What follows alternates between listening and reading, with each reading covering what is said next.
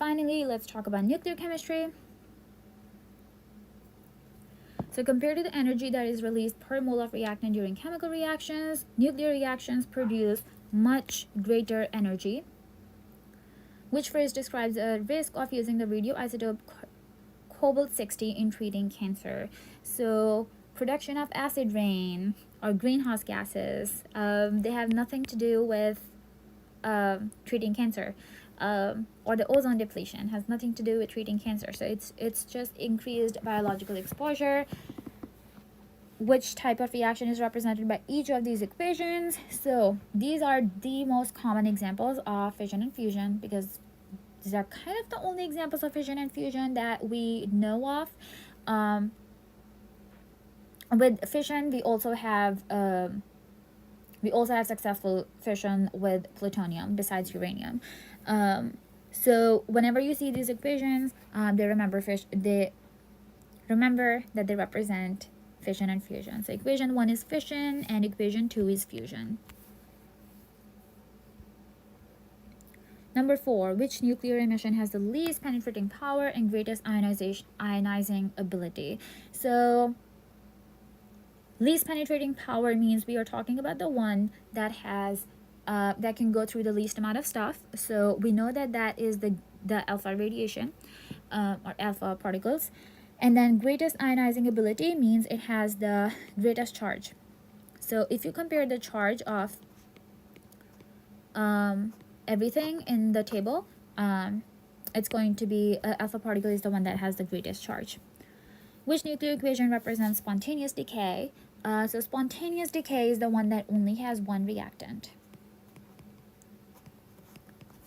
So if you look at all of your options, this one has two reactants, so only one. That is your answer. Which symbol represents a particle that has a mass approximately equal to the mass of a neutron? So a neutron has no mass. So the only radiation that has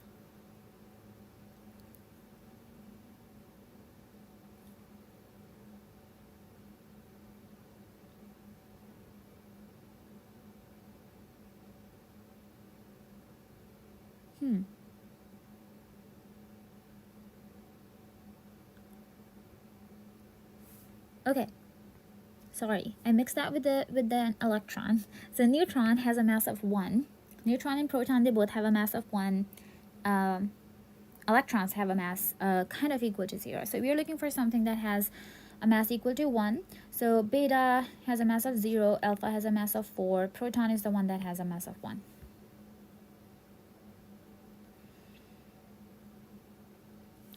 In which reaction is an atom of one element converted into an element of another element? That is the definition of transmutation. So we either have natural or artificial.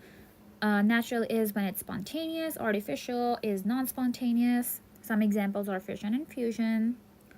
Which radioisotope requires long-term storage as the method of disposal to protect living things from radiation exposure over time? So we are looking at something that needs to be stored so that we are not exposed to the radiations for a longer period of time. That means this is something that has a very long half-life.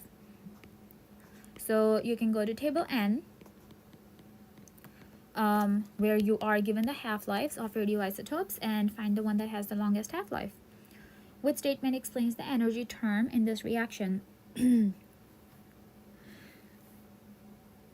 So what they're trying to ask is, where is the energy coming from? So remember, we said that some of the mass is converted into energy. So that is option number 3. Mass is lost due to the conversion of mass to energy. Which statement describes the benefit of using fission reactions? So fission reactions do produce radioactive waste that must be stored, but that's not a benefit. Nuclear fusion consists of stable isotopes. No, they don't. Gamma radiation is produced sometimes. Large amounts of energy are produced. So this is one benefit, that it does produce significant amount of energy that can be beneficial. Which emission causes the atomic number of a nuclei to decrease by 2 and its mass to decrease by 2. So this charge and mass matches with the alpha particle. this equation represents. So remember, you see hydrogens making helium, so that is your fusion reaction.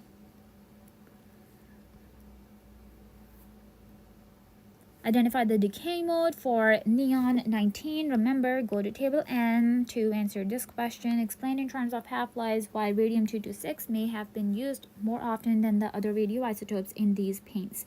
So you can go ahead and compare the half-life of radium-226, radium-228, and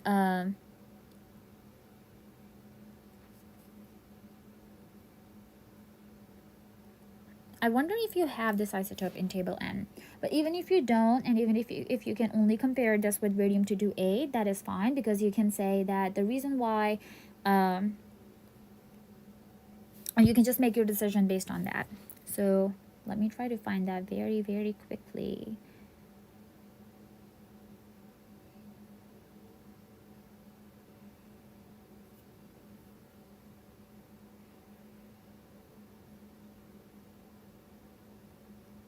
Oh, never mind. Wow, how did I miss that? Your half-lives are given right here, so you don't need to go to table N. Whew, I'm tired, folks. I'm tired.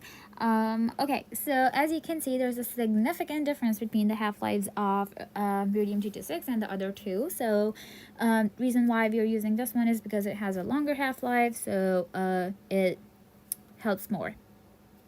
So complete the nuclear equation for the beta decay of PM147. So PM147, the first thing that we want to do is find the atomic number of this element. So that should be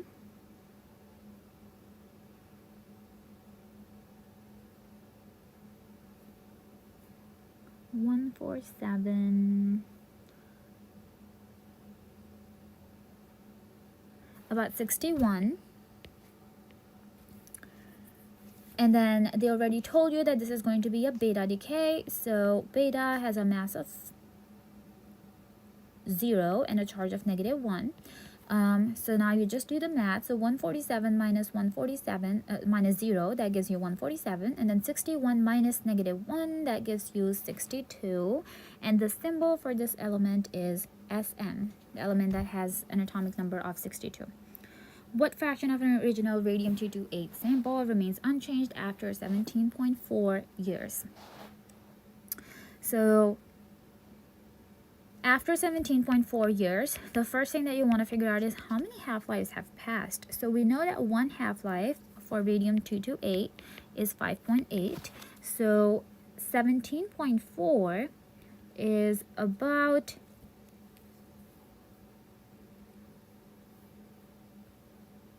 3 half-lives.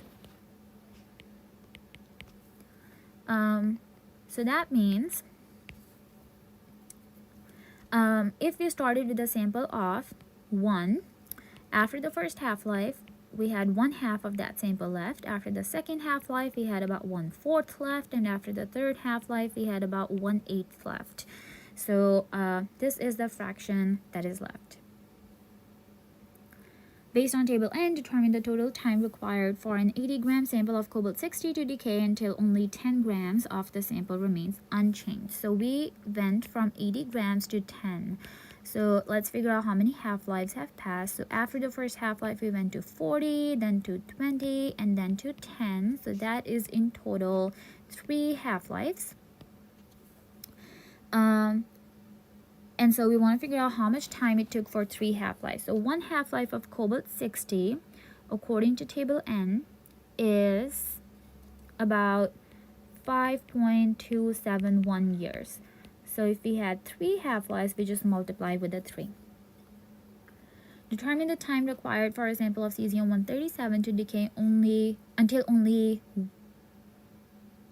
I believe that is 1/8 of the original sample remains unchanged. So 1/8, first thing we want to figure out is how many half-lives is that. So before 1/8, we actually had 1/4.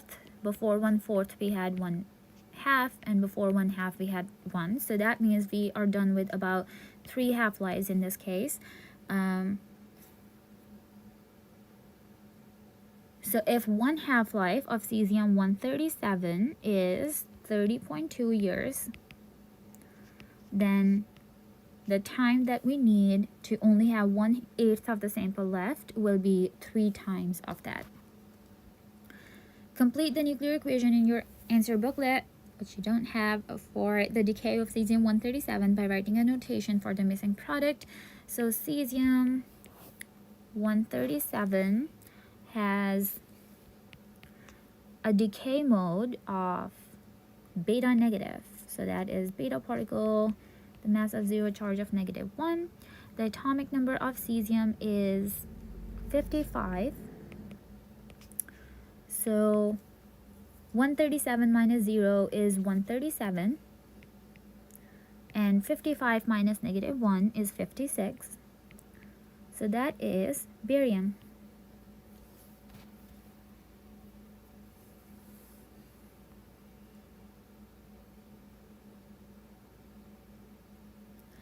And here we are talking about tritium, which is an isotope of hydrogen with a mass of 3. Complete the nuclear equation for the decay of tritium by writing a notation for the missing nuclide. So hydrogen with a mass of 3 and an atomic number of 1. According to table N, when tritium decays, it once again produces a beta particle. So that is 3, and 1 minus -1 is 2, and that produces helium. So based on table N, identify a nuclide that has the same decay mode as tritium but has a longer half-life. So we are looking for something that has a beta negative decay mode but much longer half-life. So that could actually be cesium-137 that we looked at earlier. Here we've got 3 equations. State the neutron to proton ratio for an atom of iron 58. So first of all, let's calculate how many neutrons we have here. So the atomic number of iron is 26. So 58 minus 26 is about 32 neutrons. So the ratio is going to be 32 neutrons over 26 protons. So that is about 1.23. State in terms of elements why equation 2 represents a transmutation reaction. So because it says in terms of elements, so you have to say that one element, or the isotope of one element, is converted into the isotope of a different element. So isotope of one element converted to isotope of a different element. Identify the particle represented by X in equation number 3. So let's do the math. So we can do 60 minus 59. That should be about 1 here. And it's about 0 at the bottom. So we are looking for if the atomic number is 0, this is definitely not an element. So if we look at our decay particles, one that has a mass of 1 and a charge of 0, that turns out to be a neutron. So the answer here is a neutron. And compare the amount of energy released by the fission of 1 mole of uranium to the amount of energy released by the combustion of 1 mole of octane. So remember, fission is a nuclear reaction, combustion is a chemical reaction. So the energy released by fission is much greater than the energy that is produced by combustion. And there you go. Those were some of the most common questions that have showed up on the Regents exam. Good luck for your exam, and I hope to see you next time.